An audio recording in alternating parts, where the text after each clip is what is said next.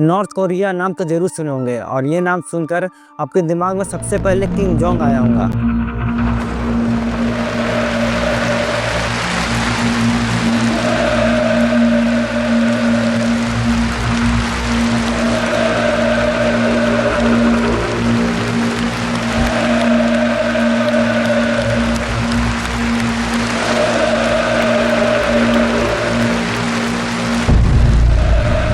सरकार सभी media election को सेंसर करना, आप इसे ऐसे भी कर सकते हो जो पूरी तरह से एक पार्टी द्वारा रिगेड है। सरकार के खिलाफ बोलना मतलब सीधा जेल जाना या अपने मौत को दावत देना। लेकिन पॉइंट ये है कि हर कोई नॉर्थ कोरिया और पृथ्वी पर नर्क के बारे में बहुत कुछ जानता है, लेकिन नॉर्थ कोरिया जैसे और देशों के बारे में लगभग कोई नहीं जानता, जो नॉर्थ कोरिया की बिल्कुल कॉपी पेस्ट है। तो आज इस वीडियो में हम देखेंगे नॉर्थ कोरिया जैसे तानाशाही वाले देशों को और ओरिजिनल गैंगस्टर ओजी ऑफ तानाशाह कौन है। चलिए समझते हैं इस वीडियो में।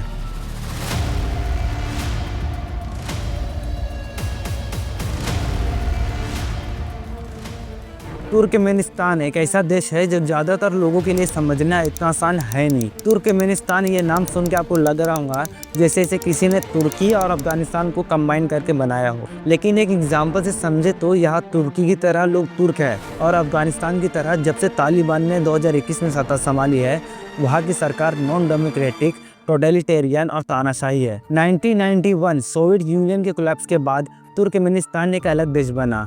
सपमुरत नियोजो देश के पहले प्रेसिडेंट थे जो 1991 से 2006 तक थे।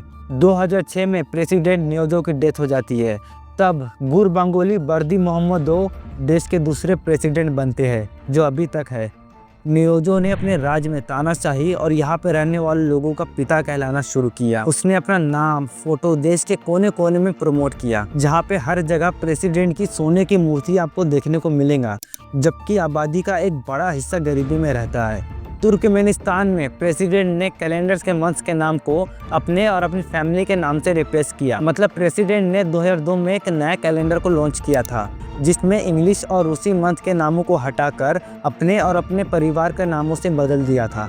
इस कैलेंडर को रूमनामा के नाम से जाना जाता है। यहाँ पर वीडियो गेम्स, क्लब पार्टी, बड़े बाल रखना, बियर रखना, यहाँ तक कुत्तों को भी बड़े बाल रखना टोटली बैन है। यहाँ पे 1 जनवरी न्यू ईयर के दिन सभी सिटीजन को एक घड़ी दी जाती है जिसमें प्रेसिडेंट का फोटो लगा होता है, लेकिन वैसे भी ये स्कीम काफ़ी बढ़िया है।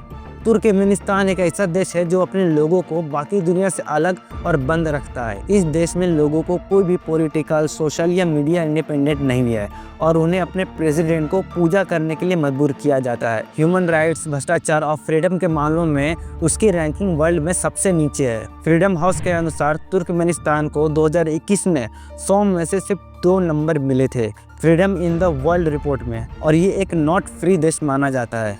इरिट्रिया अफ्रीका में बसा एक ऐसा देश जिसे बहुत कम लोग जानते हैं।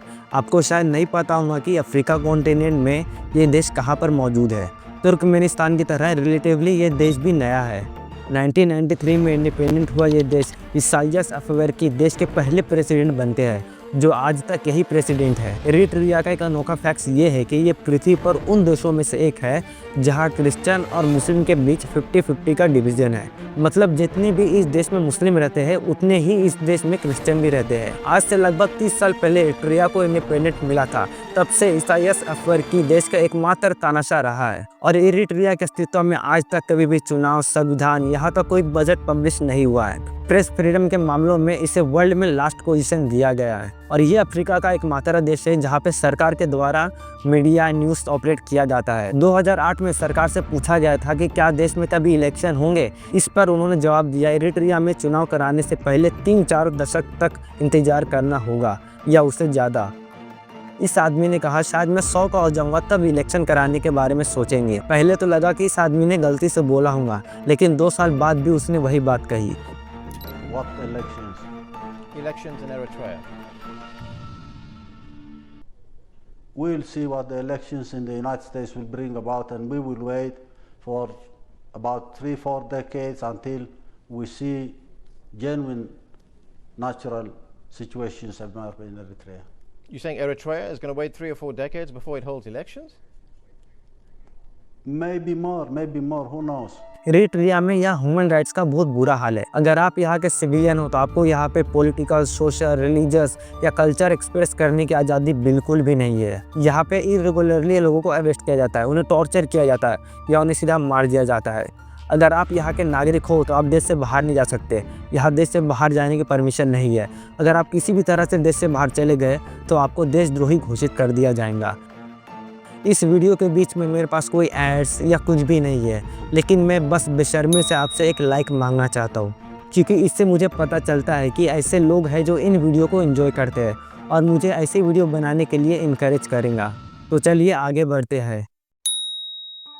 क्यूबा दुनिया में किसी भी और देश की तुलना में नॉर्थ कोरिया का सबसे क्लोजेस्ट देश है।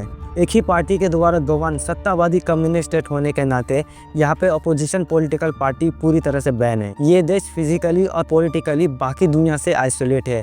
क्यूबा अपने सिविलियंस पर काफ़ी हद तक पकड़ रखता है, लेकिन यहाँ पर बदलाव की उम्मीद दिखा है। हाल ही में क्यूबा ने अपना नया संविधान लागू किया है जिसमें इम्पोर्टेंट चेंजेस किया है। इसमें क्यूबा को एक कम्युनिस्ट स्टेट के रूप में डिफाइन किया गया है। इसके साथ ही fundamental rights, foreign investment, president का एक लिमिट पीरियड, प्राइम मिनिस्टर का पद जैसे चीज़ों को शामिल किया गया है। सिविलियंस को टूरिस्ट के साथ बातचीत करने का परमिशन यहाँ मिला है, जिससे सिविलियंस और प्रॉफिट कमा सके। प्रेजेंट में क्यूबा फिर भी ठीक है, लेकिन कौन जानता है कि आगे क्या होगा। कौन भूल सकता है इरिट्रिया के प्रेसिडेंट के वो शब्द, शायद 3 या 4 दशक इलेक्शन कराने में लग जाए, क्योंकि अपोजिशन ही नहीं तो तानाशाही कैसे हटेगा।